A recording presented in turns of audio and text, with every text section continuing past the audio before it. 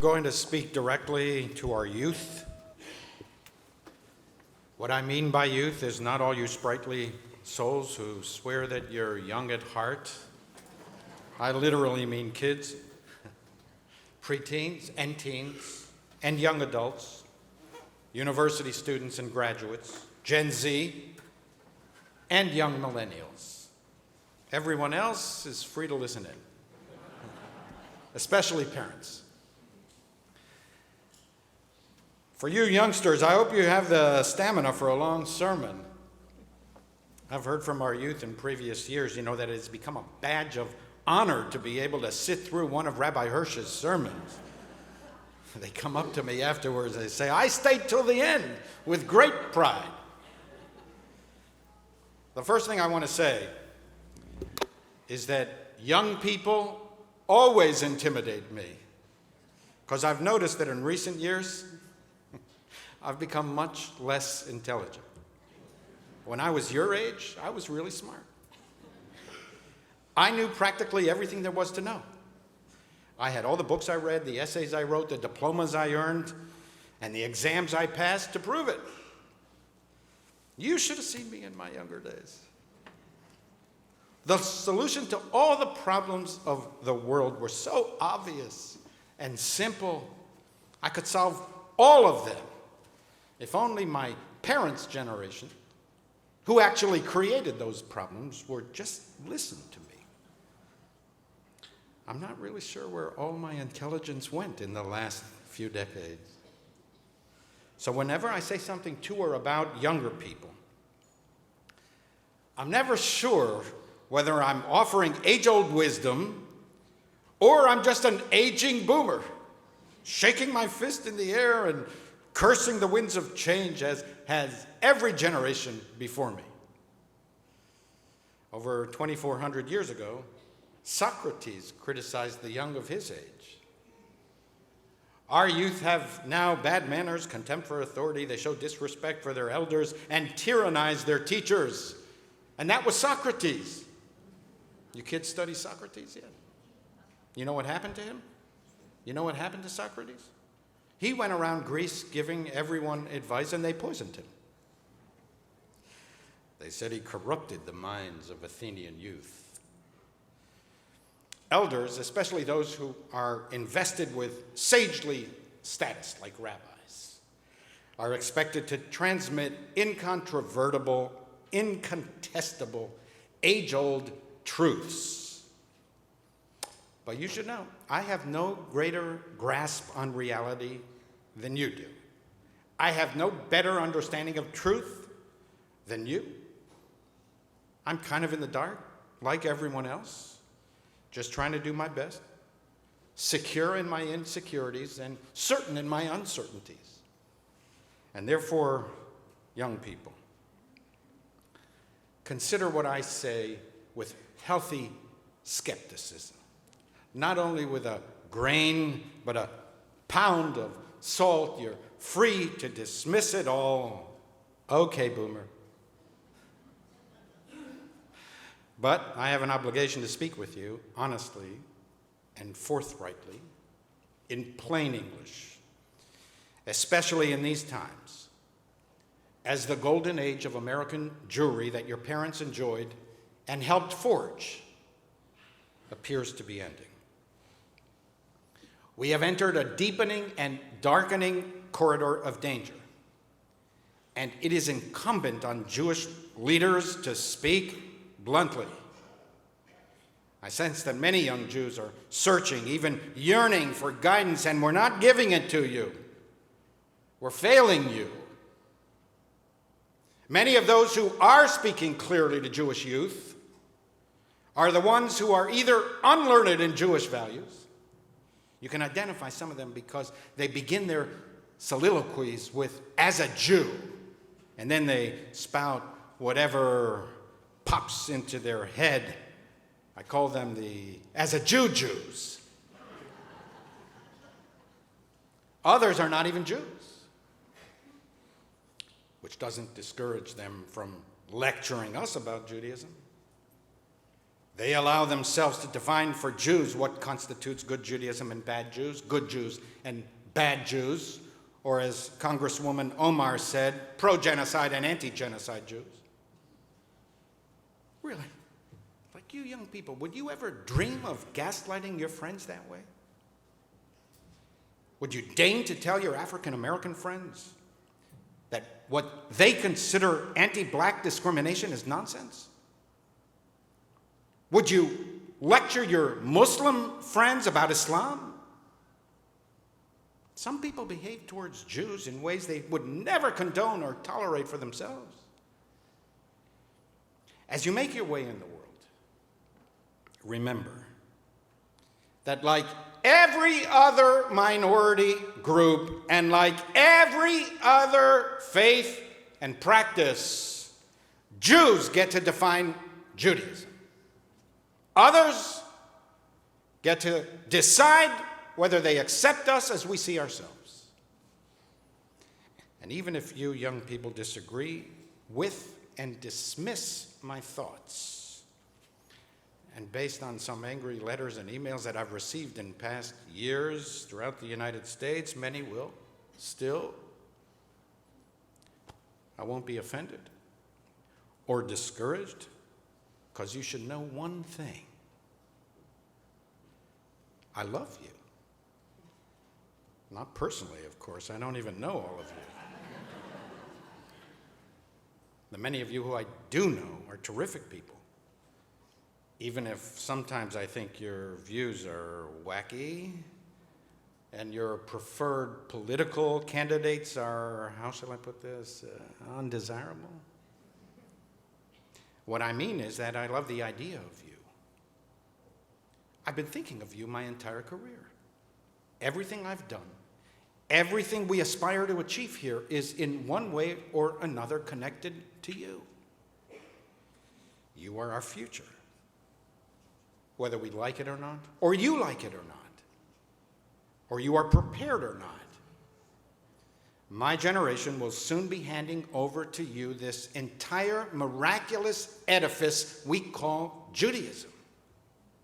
And then it will be your turn to move the Jewish wheel forward as you see fit, as have generations before you from time immemorial, and who brought Judaism to you without you having to lift a finger.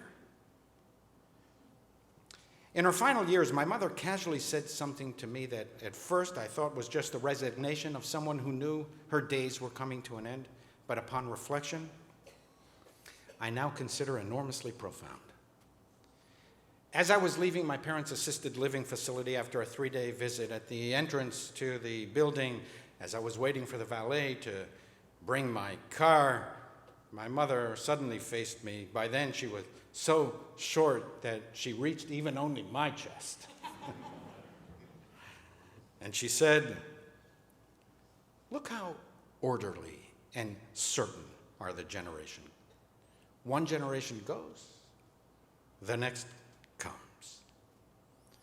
Now, this is common knowledge, not breakthrough, earth-shattering wisdom.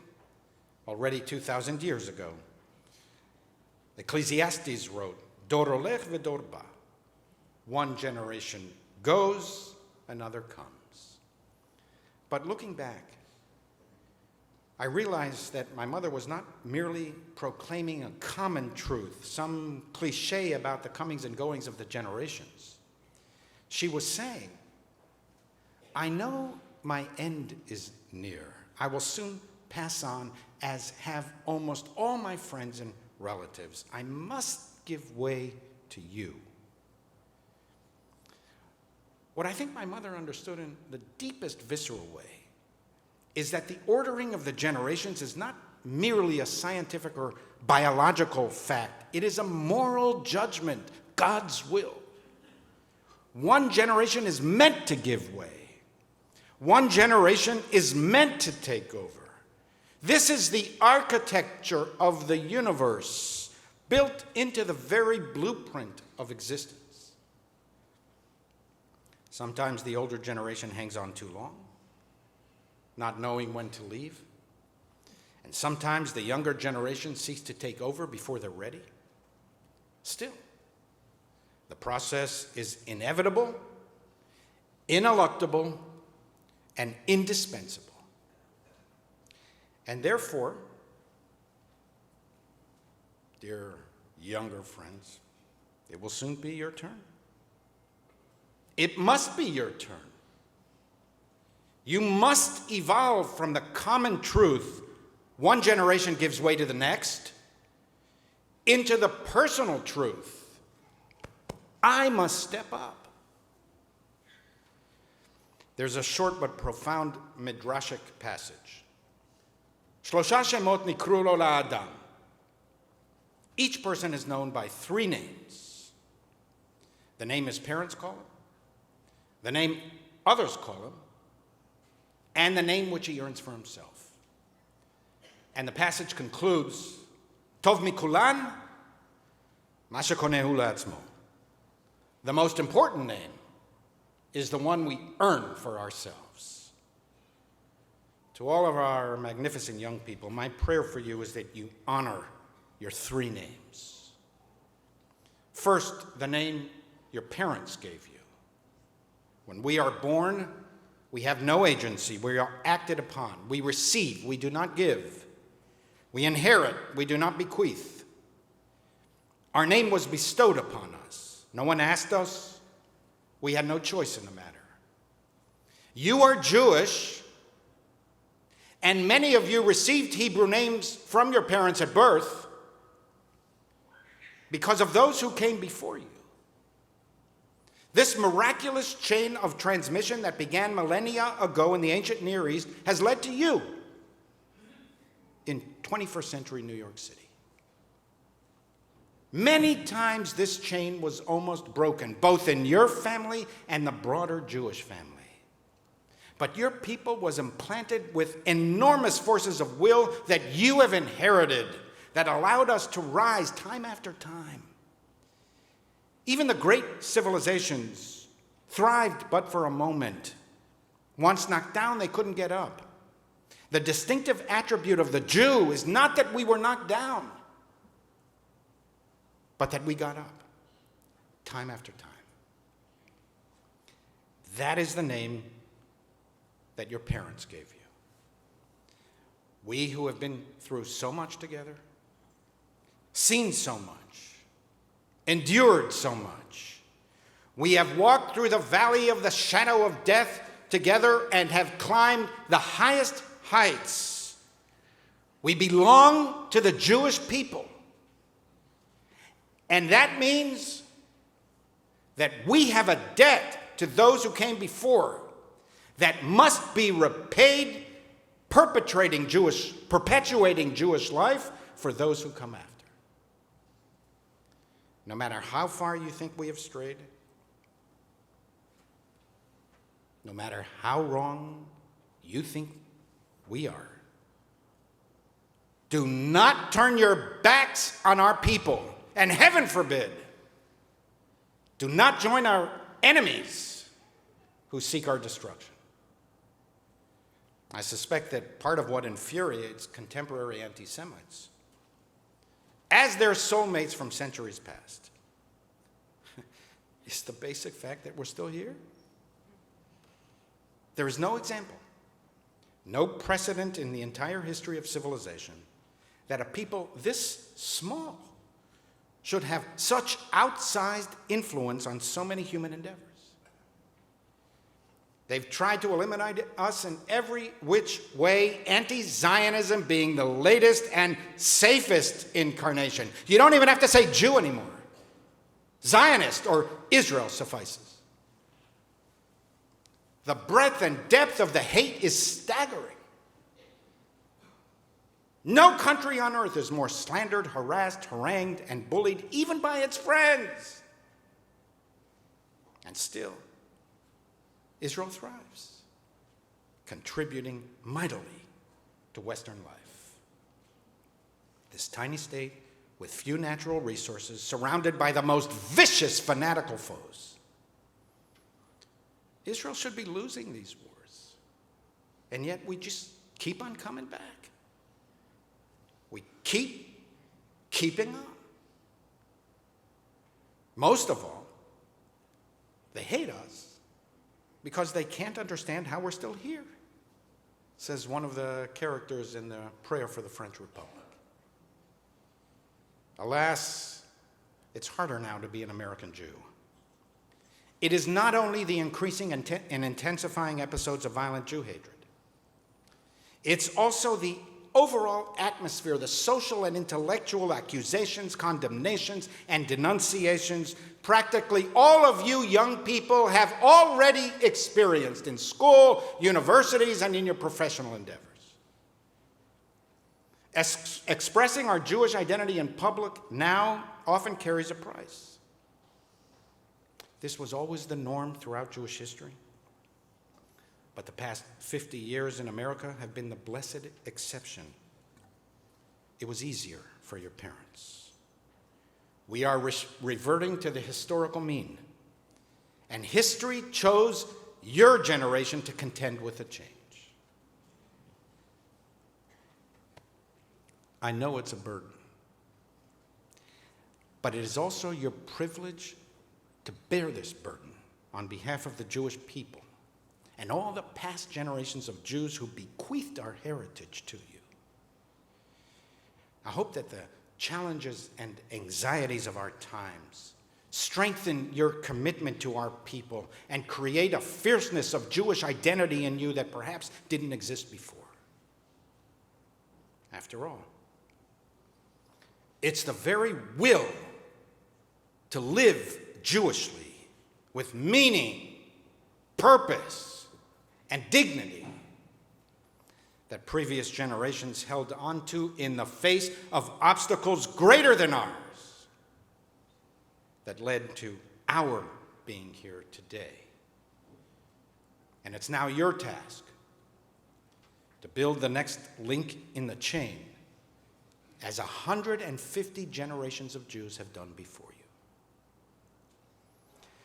Do not follow some Jews off the cliff of Jewish life. There will be no Jewish future for you if you separate yourselves from the mainstream of our people. Be critical, even harshly, when necessary. Israel and the American Jewish community and Judaism itself are not beyond criticism. Dispute, argumentation, and disagreement are in the very bloodstream of Jewish life. We worship God, not states, and not people. But we also need to learn to love ourselves again. If you abandon your community, sooner or later, you will lose your Jewish name, the one your parents gave you. 2, the name others call us. The name our parents gave us demanded nothing of us. Our other names are the result of volition, choice, how we see our purpose and destiny, what we wish to make of ourselves, how we want to act. In truth, we do not have as much control as we would like over how others see us and the names they call us. It's human nature to make assumptions about people based on their immutable characteristics, their height, their health, the color of their skin, the sound of their voice. People will make assumptions about you based upon your nationality, religion, where you were born, where you grew up, what your parents do. When they learn you're Jewish, some will welcome that, embracing you warmly. But many at school, university, and in the public domain will accuse you of genocide, baby killing, exploitation, oppression, and the new sin of being white, even though many of you, and more than half of the Jews of the world, are Jews of color, not of European descent. These names are variations and mutations of the names they have called us for centuries. They accuse the Jews of poisoning the wells, kidnapping Gentile children, disloyalty, conspiracies to rule the world. None of the current accusations are new. They go back centuries. But they are now clothed in 21st century garments.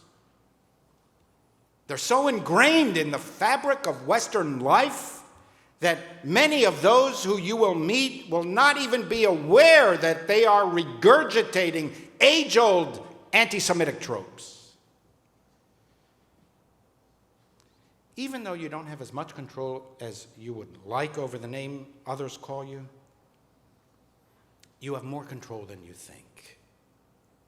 Exercise your prodigious will, intelligence, and talents to seize back as much of your good name and that of your people as possible. Stand up for yourselves. Stand up for our community.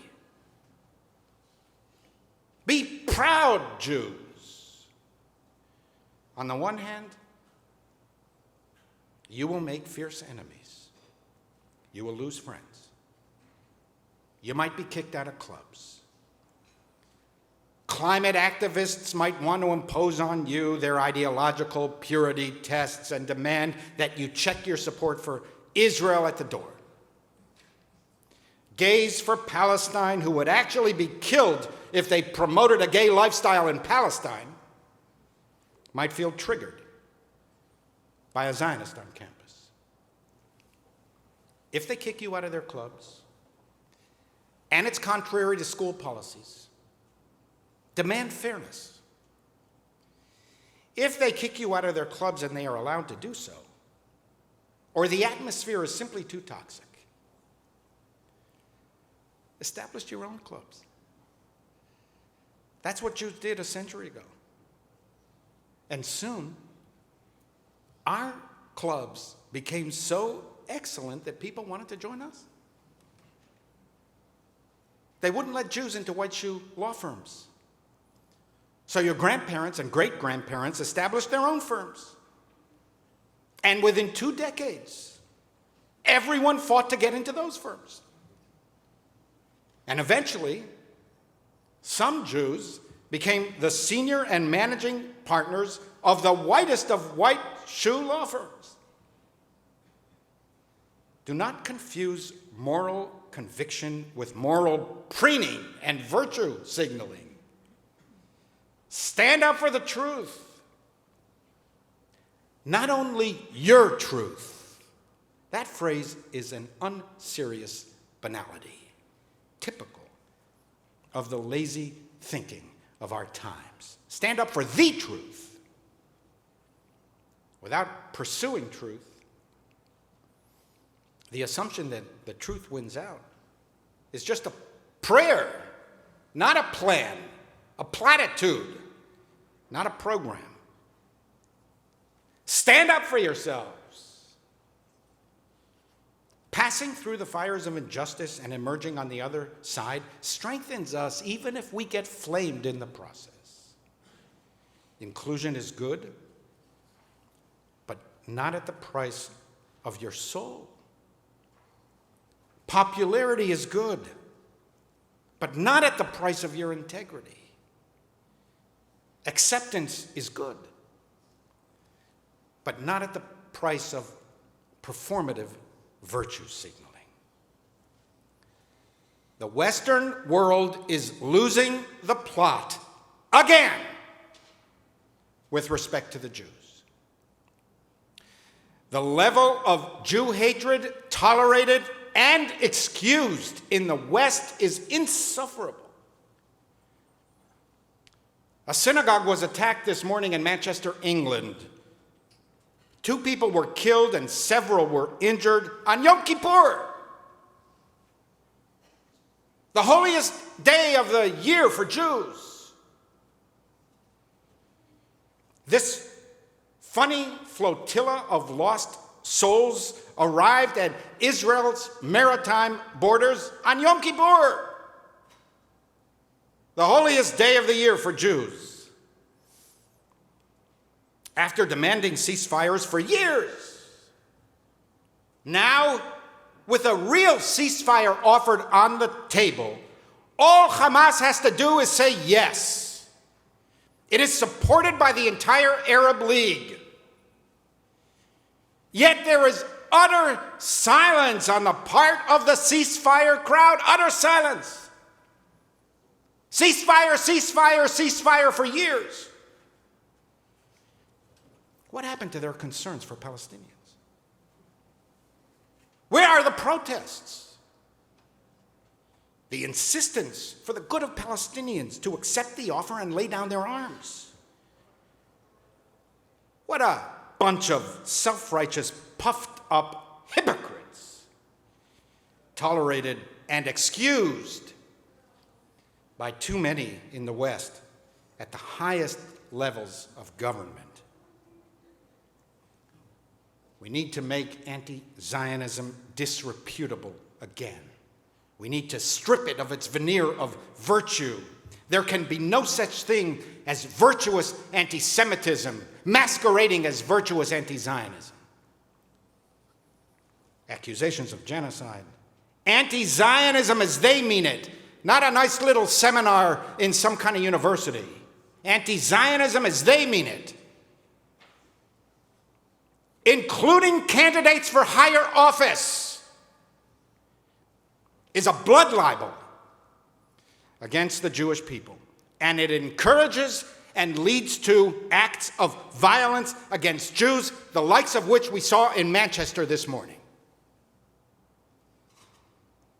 The fact of the matter is, half of our people lives in Israel. And most Jews of the world feel an existential bond with the Jewish state.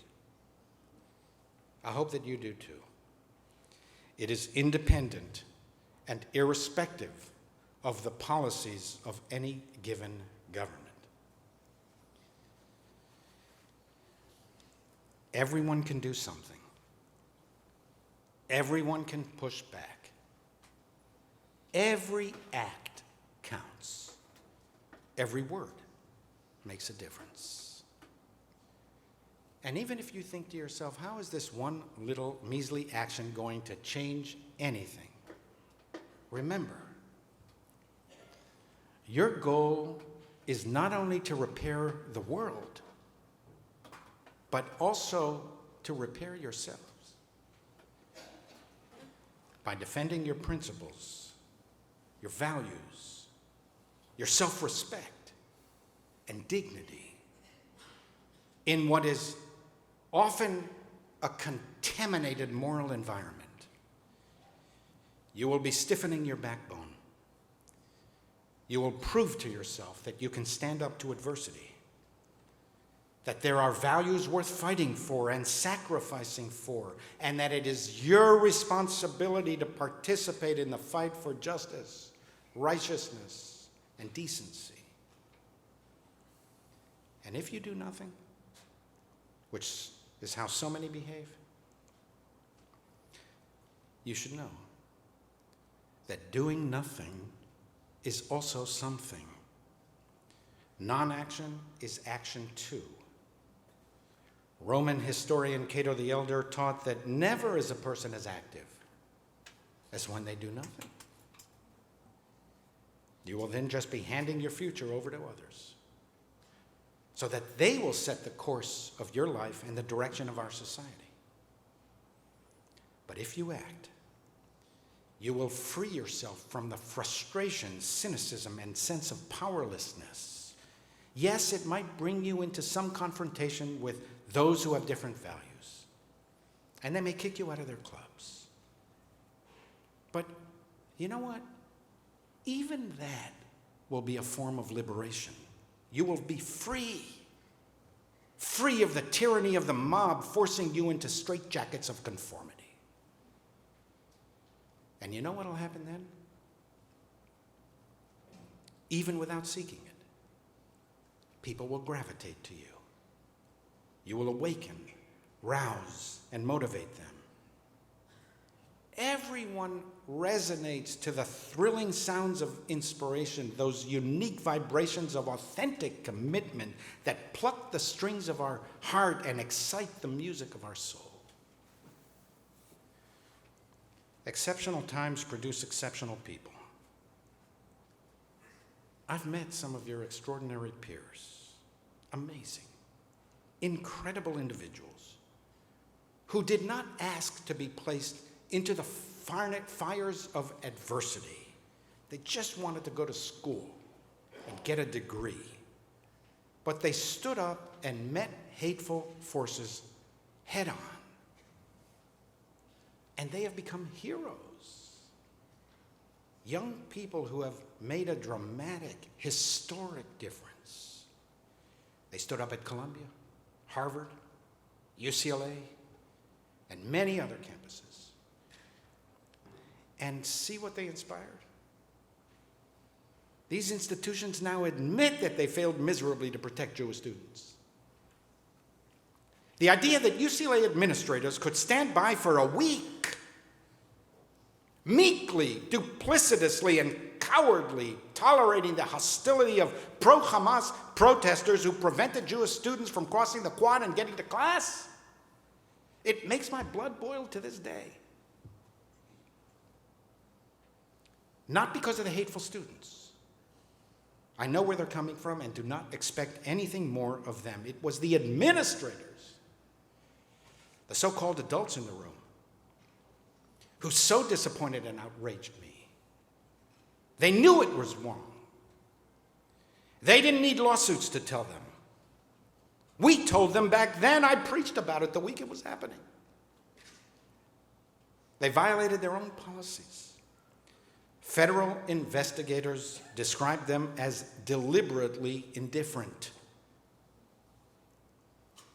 But these universities are being called to account now. They are admitting their failures for systemic anti-Semitism and are committing to protect Jewish students in the future. This was all brought about by young Jews, your age, heroes, who refused to be deliberately indifferent. And herein lay a central lesson that you should take to heart early in life. Don't let college interfere with your education. The purpose of higher education is to develop the capacity to think independently so that society does not descend into ignorance, chaos, and rage. Think, listen, observe. As Yogi Berra said, you can observe a lot just by watching. And then speak. When you stand up for truth and justice and dignity, you will make enemies, but you will also make many friends and allies. And you will live much more productive lives, more satisfying lives, because you will stay true to the principles that will guide you and light the way for the rest of your lives, even in dark times. Beware of illiberal orthodoxies masquerading as progressive moralities. Learn to distinguish between liberalism and leftism. The illiberal left, as the illiberal right, inevitably leads to anti-Semitism. It's always the case, as certain as night follows day. Illiberalism is always bad for Jews, and is always bad for free societies. True liberals are open-minded. We have a passion for dialogue, debate, and disagreement. True liberals do not rush to judgment. We avoid dogmatic orthodoxies. We want to learn. We seek to develop the capacity for critical reasoning. We pursue evidence, logic. We are independent-minded. And we do not take kindly to people inflicting on us contorted conformities. Do not conform to ideological rigidities, whether of your peers, your fellow students, your teachers, or your professors. Jews are nonconformists. It's just our nature. One reason I think we frustrate so many people. When much of the world practiced child sacrifice, the Jews insisted, do not touch the boy and do nothing to him. When much of the world held slaves, the Jews insisted, let my people go.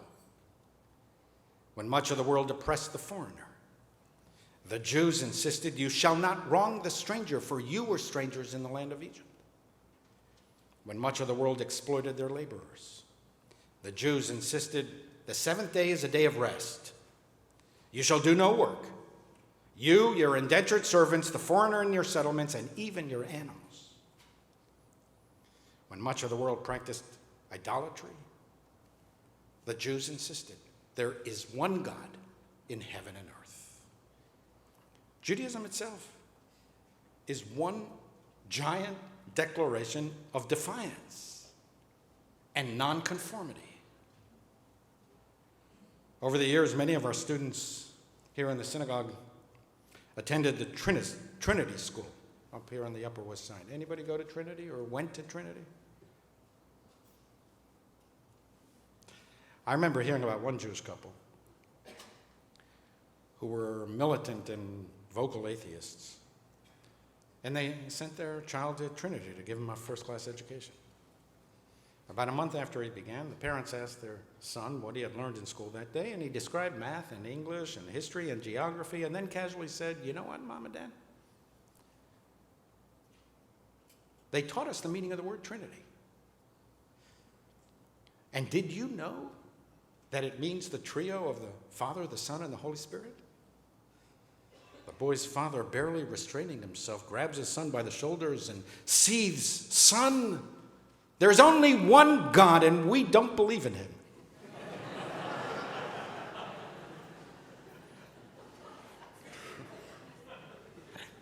Even atheist Jews, even those who never studied a Jewish text, somehow they have inherited this distinctive Jewish characteristic not to conform, to stay true to our values. It is this commitment to principle, to Jewish commitment, to the Jewish way, that has led to you, my younger generational friends. 3, the name we make for ourselves. This is the most important name of all. How you see yourself will determine your satisfaction and happiness for the rest of your life. Do you like yourself? Are you proud of yourself? Can you live with yourself? The answers are entirely up to you. Your mistakes will no longer be your parents' fault. While our tendency is to heap blame on our parents for all of our failures, and some people continue to do that for the rest of their lives, in truth, there is a sell-by date on assigning responsibility to your parents.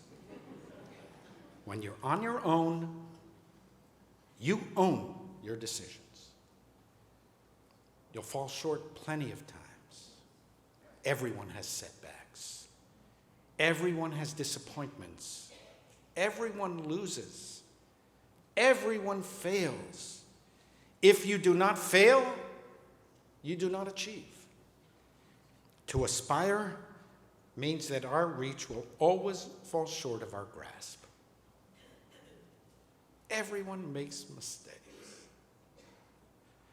I've been a rabbi for over 35 years. By now, you would have thought that I would have mastered my craft. But not a day goes by, we talk about this, not a day goes by that I don't close the door at the end of the day, in the evening, turn off the lights in my office, and admonish myself for all of the amateur mistakes that I made that day. When will you ever learn? I keep asking myself. And I'm still waiting. Maybe one day, although I doubt it. Do not seek the easy way. Difficulty disciplines us, toughens us, and steels us for the challenges ahead. In his fantastic commencement address this year at Dartmouth, tennis champion Roger Federer told the graduates. Was anybody there, by the way, for the commencement at Dartmouth this year? Roger Federer said this: even top-ranked tennis players win barely more than half the points they play. When you lose every second point, on average, you learn not to dwell on every shot. You teach yourself to think it's only a point. When it's behind you, it's behind you. This mindset frees you to fully commit to the next point and the next one after that with intensity, clarity, and focus. Negative energy is wasted energy. You move on. Be relentless. Adapt and grow. Work harder. Work smarter. Remember, work smarter. That's great wisdom from this tennis star. Dear young people, you never had to prove that you cared about Judaism. Until perhaps recently, you never had to pay a price for your beliefs. You never had to sacrifice for Judaism. You have no idea how rare that is in Jewish history. America embraced our people with real affection and generosity. But to sacrifice for the sake of an ideal is the essence of a meaningful life. If we do not have to work hard for something, we have a tendency to take it for granted. Now is your opportunity to demonstrate that you do not take Judaism for granted. You don't have to be Jewish nowadays. It's your life. Do with this miraculous and fleeting gift as you see fit. If you're not sure what you want, you still have plenty of time to work it out. For most of you, Judaism was the name your parents gave you. You didn't make that decision.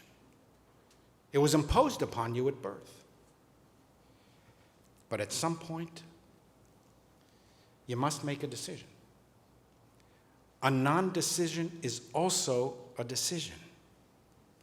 If you want to be Jewish, if you want a Jewish future for yourself, your posterity, and your community, you must move from the generalized truth of the ordering of the generations to the personal truth that it is you who will forge the next phase of the Jewish saga.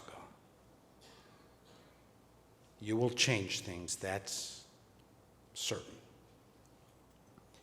Every generation does. We did too. But beware and be careful. Not all change is good. Sometimes the new is bad. And sometimes improving what already exists is better. Either way, it will be for you to decide. In you, we invest all of our hopes for the future of our people and all people. May you embrace your task willfully, purposefully, and joyfully, honored by the trust that history has placed in you, and grateful that destiny chose you.